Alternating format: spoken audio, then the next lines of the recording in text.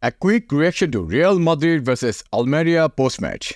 First of all, reaction to what we've just seen. So for both Real Madrid supporters and those that do not support Real Madrid, I think there is something that defines this game. Así gana el Madrid, right? So yes, Real Madrid fans will say exactly that. But if you're not a supporter of Real Madrid, you also say, yeah, they get the benefit of the doubt at Santiago Bernabeu, don't they? They call it the luck of the champions. I suppose that's the case. Benefit of the doubt. They got some help in the end. 3 points that seem unlikely at halftime. Yeah. One thing I'd say, today is a huge day for Spanish media.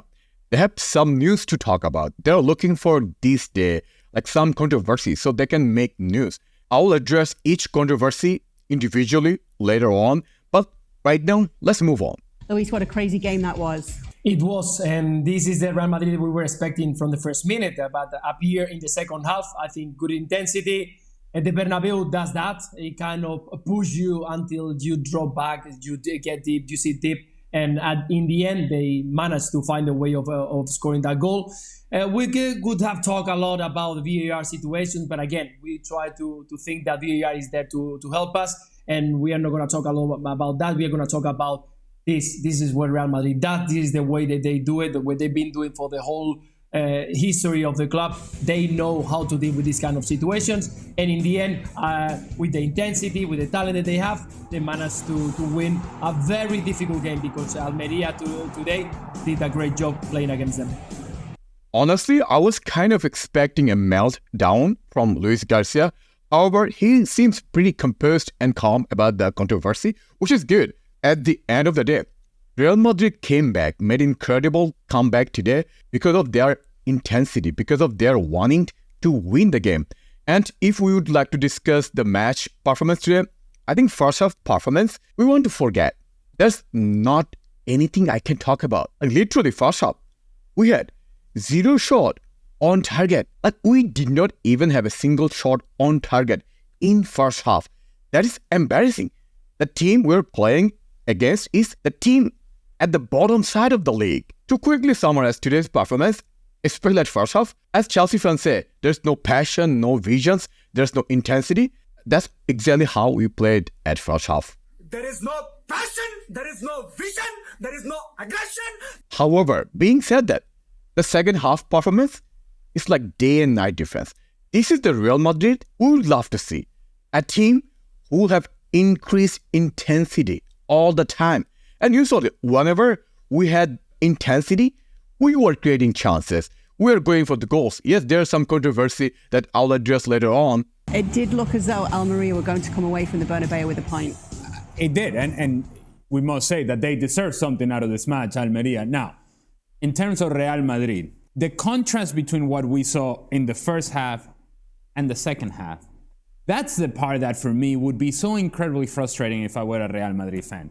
That you see a team that is basically walking, slow jogging, no intensity, no energy in the first half, and then you get punched in the face a couple times, and then in the second half you're like, look at us! We've been here the whole time! What are you talking about? Real Madrid, baby! Yeah, that's right, this is what we do, this is our stadium, this is our history, it's our intensity, it's our personality, temperament. All of those things showed up in the second half.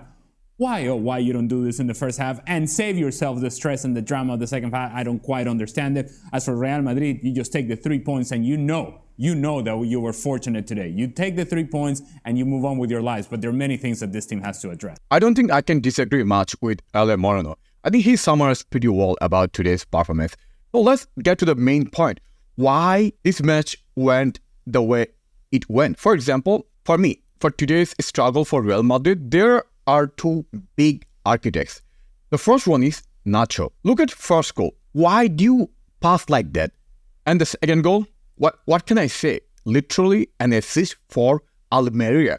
So he was playing against us. Let me tell you this. There is a reason why Nacho is not a starter for Real Madrid for whole his career, right? He only plays if other players are injured, if other center backs are not available. And there is a reason for that. This is one of these. And then Kepa. Playing with Kepa means that you are playing one less man. Like playing no goalkeeper equals playing with Kepa. Personally, Carlo has to stop this rotation for goalkeeper. There should be one goalkeeper who should be playing every match, and that is Lunin, period. Also, we have more fascinating reaction from ESPN FC. Let's see what they say. And we got it with little help from the officials as well. Ball played in here. VAR's just saying, let's just check a handball possibility. Little help is very kind, Dan. Learning. Ball does strike the arm, but Joselu is all over the defender's back. I think that's more foul than it is handball. Kind of decision you get at the Bernabeu. Okay, for this decision, I think it was really, really bad decision by the VAR and by the referee. But I don't get why Shaka is saying this is the kind of decision you get at the Bernabeu. I think that's very big allegation, Shaka. I don't know if you understand what you are trying to say. Sergio Arribas scores. So, we saw Bellingham down. Well, again, Bellingham closing his man down. Again, the kind of decision Real Madrid seems to get at the Bernabeu with some consistency. At this point, Shaka is just repeating same point again and again. On the flip side, we can argue that was Bellingham was fouled or not on his face. For me, the question is yes, it could be a little soft, but was he fouled? The answer is yes. More controversy. Now, Tchouaméni crosses the ball. Vinicius Jr. scores, but what does he score with? Well, there are a couple of different looks at this. One suggests it's off the top of the shoulder. This one. Another makes it look like he leans his arm into it. Chicken wing, as Ali would describe it. Again, the kind of decision that Real Madrid seem to get with some consistency at the Bernabeu. So this is 3 times Shaka said the same sentence. I don't know, Shaka needs more vocabulary or more language. I don't know. Almeria 2. Luis, I imagine the reaction is Spain is very objective. Everybody's calm about these decisions. It's just part of football and we move on. Hey, one thing I'll say, the more controversy, the more views for Spanish football, right? You got a 50-50 around here because, of course, you got the Real Madrid supporters where they see that there is no handball, they see the shoulder, there is an easy fold on the goal of Almeria, there is nothing happening in the previous one or the penalty. So it depends how you look at it. The problem is that when you have a 50-50, it's very difficult to understand why the VAR got in, why the VAR is telling the referee to go to check, because if it's going to be very clear, I understand, listen, you have a mistake, go and have a look. If it's something that you are not sure, depending on the angle, depending on the camera, that's something that VAR shouldn't get in. The referee has saw something, he decided to go like this, so let's keep it that way. But that's what we got on these days, and again, it depends of what you are going to ask, and then you're going to get a different answer. Well, this is why VAR for, right? When VAR thinks there might be some suspect or some decision-making, handball or whatever, or foul, they'll ask the referee, okay, see yourself and decide. This is how the standard is. So I see nothing wrong with the VAR intervention. Which is the most egregious for you? Which is the worst decision? I think the one that I see more difficult to understand is Vinicius, because I think in that moment, it's true that the camera, if you see it from behind, of course, you want to see the ball higher on your shoulder. When you see it in front, you can see that clearly he makes the move with the shoulder go moving forward. So that's why the ball flies so much, arriving. I think it's very difficult, much more because you don't know 100% that the referee has had a mistake. VAR should let the decision of the referee going forward and tell them, listen, you saw that, we don't see that 100% that is a handball, so you don't need to check, because in the moment, I mean, again, if you ask the supporters of Real Madrid, they're going to say that there is a shoulder, other ones they're going to say there is an arm. But if you go on a slow motion, you're always going to see a different way that you have seen. So that's the more critical that I think that the referee called back. So I tried to watch this clip multiple times, and every time I see it, I don't see any legit reason that it hit his arm. To me, it looks like it hit his shoulder.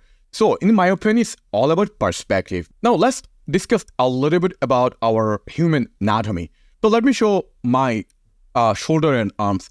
So why is controversial? So if the ball hit here, see, I think this hit here, right? So most people think this is part of arms. Maybe this is the reason there should be a handball. But if you think of shoulder and human anatomy, shoulder is not just here. It's all extended up to here. I don't know if you can see here. is very low. It can go even up to here. It's all part of shoulder.